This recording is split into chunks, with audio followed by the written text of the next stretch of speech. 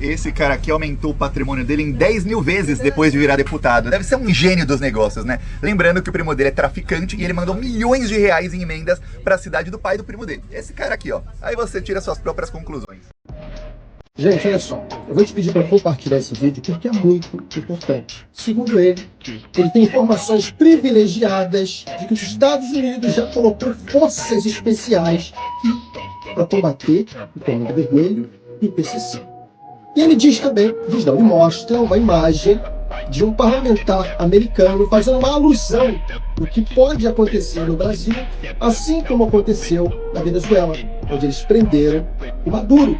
Só que na imagem ele coloca a maior autoridade do país preso com uma garrafa de cachaça na mão. Já chegou a hora da gente desmascarar essa turma que diz Deus, pátria e família, quando na realidade tudo isso não passa de uma mentira, porque eles fazem exatamente isso. Eu preciso que esse vídeo chegue no Supremo Tribunal Federal, no Tribunal Superior Eleitoral, porque esse cidadão aqui é candidato a deputado federal pelo Novo do Paraná. É o cidadão que muito provavelmente pode defender os interesses do povo brasileiro. Só que olha como ele traz essa informação. Não sabemos como ele ficou sabendo. Ou se isso é só mais um pretexto para poder atacar o governo federal. Porque é assim que o bolsonarismo age. Eles atacam. Eles fazem com que essas pessoas que foram lá em Brasília, no dia 8 de janeiro, e depredaram tudo, que praticaram um verdadeiro terrorismo. Aquilo foi um terrorismo. Só que até aquilo a gente conseguiu sanar. O nosso Supremo Tribunal Federal prendeu todos os criminosos, incluindo o chefe, que é Jair Messias Bolsonaro. Então, terroristas presos. Estão presos. E agora, ele traz a seguinte informação. Os Estados Unidos colocaram a Força Delta aqui no Brasil. E já vão agir. Já vão agir. E ele acha isso normal, muito comum, porque esse ministro está mais se importando com a Polícia Federal e prender os policiais federais do que atuar contra esse tipo de ato. Você sabia que quando o seu advogado recorre ao STJ ou ao STF para conseguir alguma vitória no seu processo, ele não está mais pedindo para esses tribunais examinarem as provas que existem nele? Sim, depois que um juiz da primeira instância te condenou e os desembargadores do tribunal da segunda instância mantiveram a sua condenação, você só pode recorrer ao STJ quando dentro do seu processo pode ter sido desrespeitada alguma lei federal. Quando o seu processo chega no STJ, mesmo que houver qualquer erro nas provas, nenhum ministro pode mais examiná-las e discuti-las. Mesmo que esse ministro tivesse a curiosidade de ler o processo inteiro e verificasse que não existem provas contra o recorrente, ele não poderia se manifestar em relação a isso. Quando o seu processo chega no STF, acontece a mesma coisa. Os recursos lá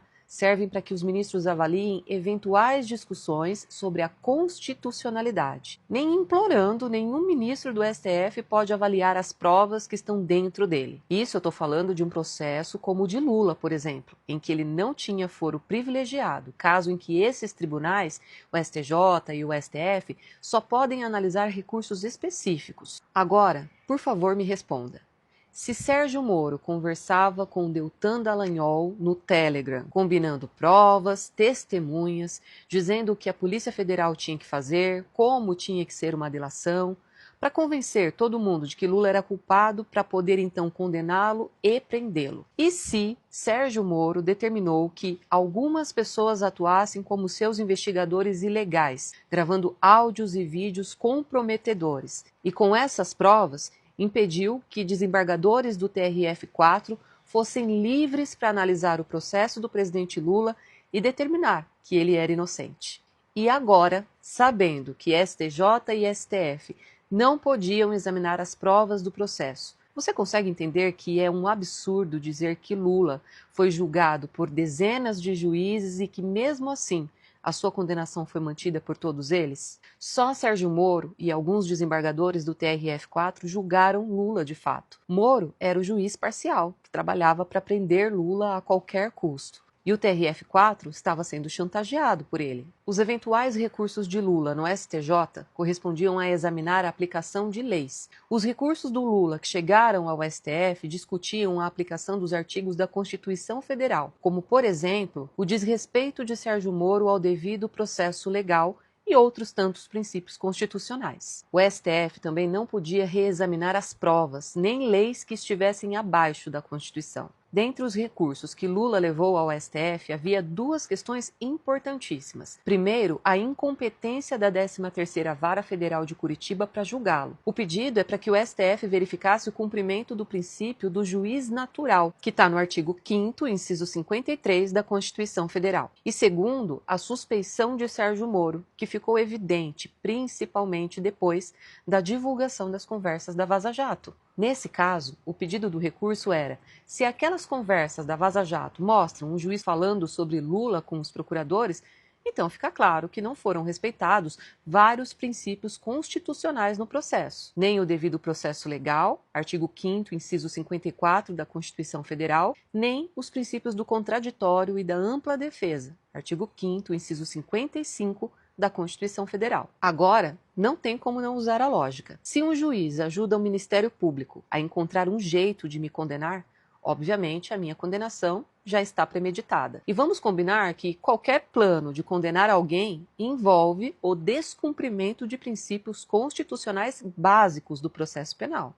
Portanto, quando o STF decide que Sérgio Moro é suspeito, com base nisso, ele está dizendo que a condenação de Lula por Sérgio Moro não tem validade nenhuma, porque o juiz nunca agiu de uma forma honesta com o réu. Ou seja, ele pode ter avaliado as provas da forma que ele bem entendeu, e que se o objetivo dele era condenar antes mesmo de condenar, não tem como confiar que ele tenha sido justo na sua sentença. Qualquer jurista pode ir lá e conferir que não há provas robustas contra Lula no seu processo. Provas que demonstrem que ele praticou corrupção ou lavagem de dinheiro. Mas ainda que existissem provas ali, a forma como o juiz agiu em relação ao réu, Sérgio Moro em relação a Lula, demonstra que o objetivo dele era condenar. Ele nunca esteve disposto a reconhecer que o Lula era inocente. Ele nunca esteve aberto à possibilidade de absolvê-lo. Então, diante de toda essa verdade, se eu não puder chamar Lula de inocente, de culpado é que eu não posso mesmo.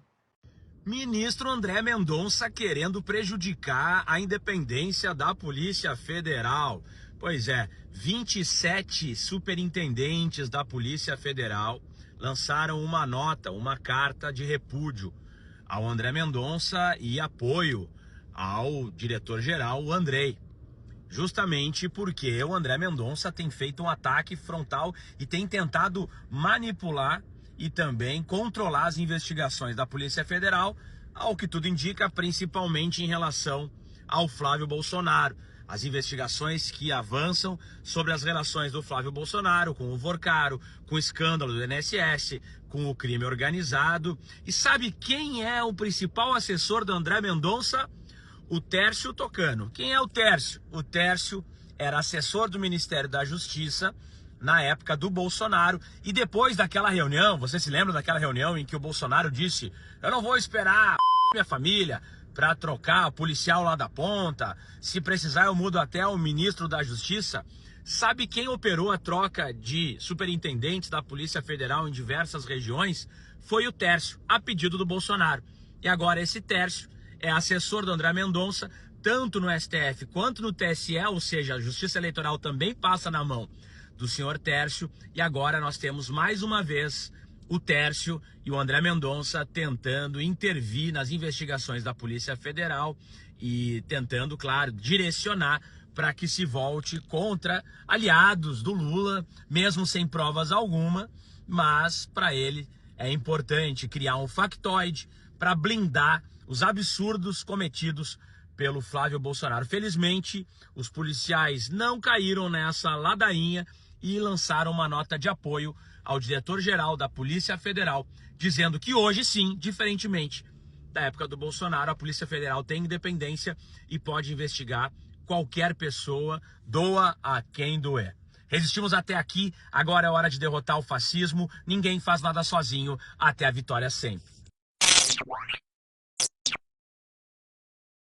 Vem cá, você já não está cansado do jogo sujo em época de eleição?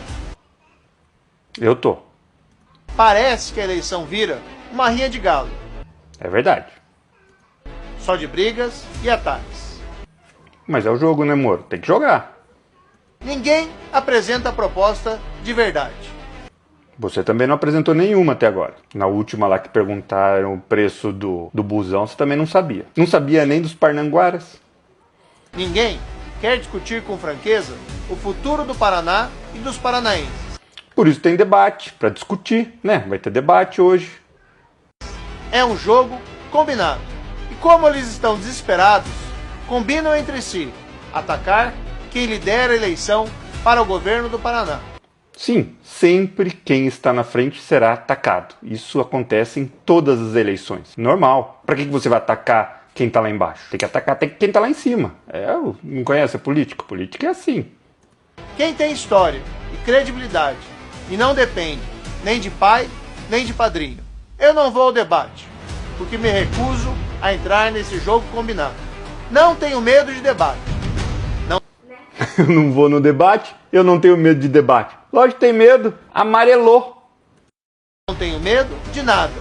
Tem medo de debate. Ué, amarelou. Confirmou, tava o seu nome lá e agora amarelou. Por que não falou antes que não ia? Já enfrentei a corrupção e o crime organizado.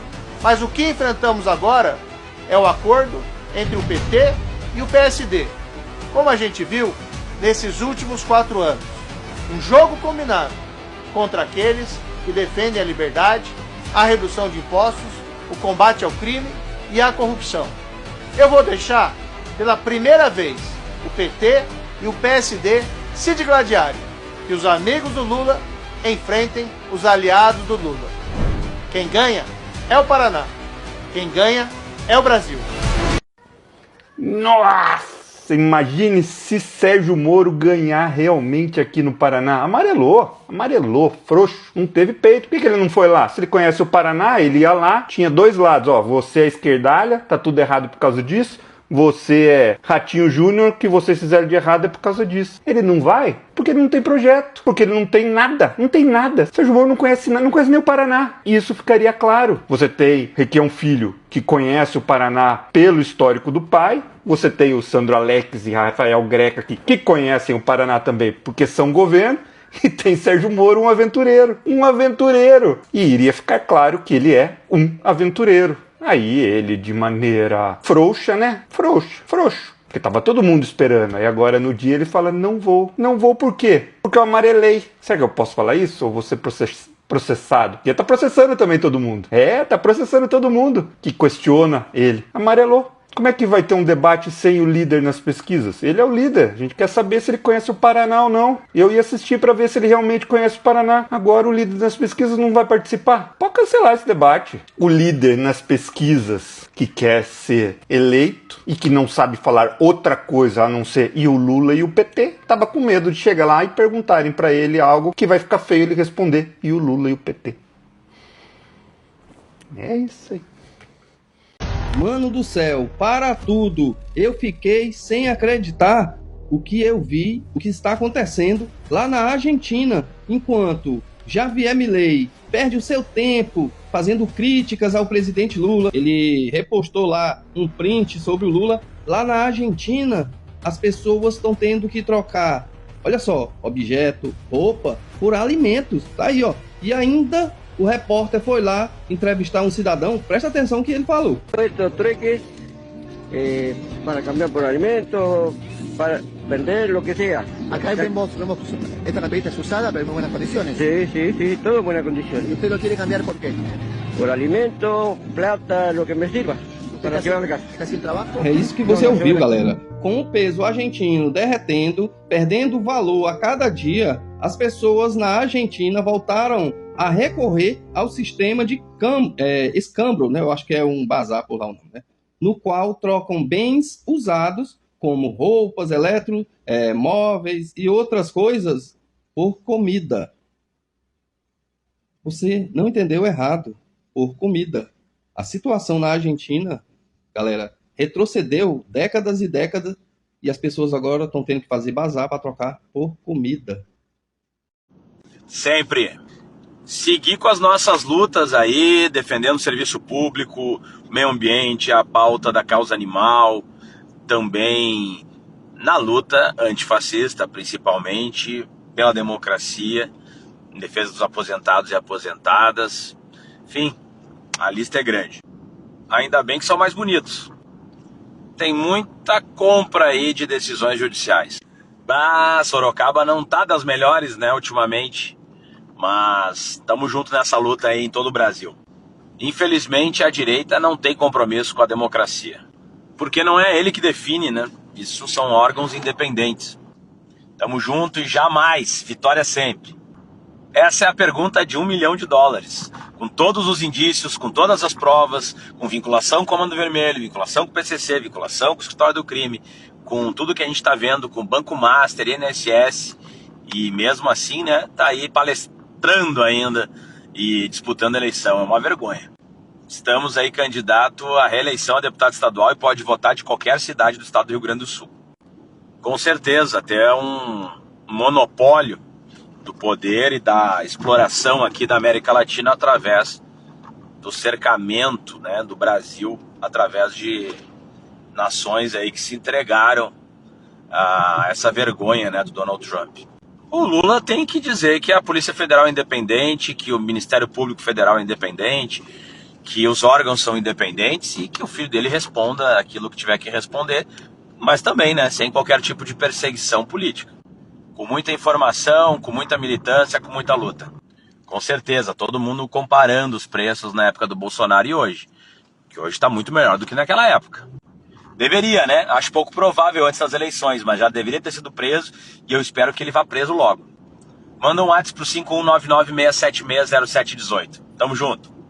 Aí ele coloca como não cessamento do sofrimento, né? Que é um dos preceitos das 9 verdades, né, do budismo. Então não há a cessação do sofrimento, né, dentro da lógica das 4 9 verdades. E também acaba infringindo o primeiro preceito, né, que é não fazer mal a nenhum ser e inclusive a nós mesmos. Então considera que isso tem um impacto no samsara e no karma também, e que é negativo, acaba trazendo muito impacto negativo, né, em amigos, familiares e até mesmo, né, no processo evolutivo.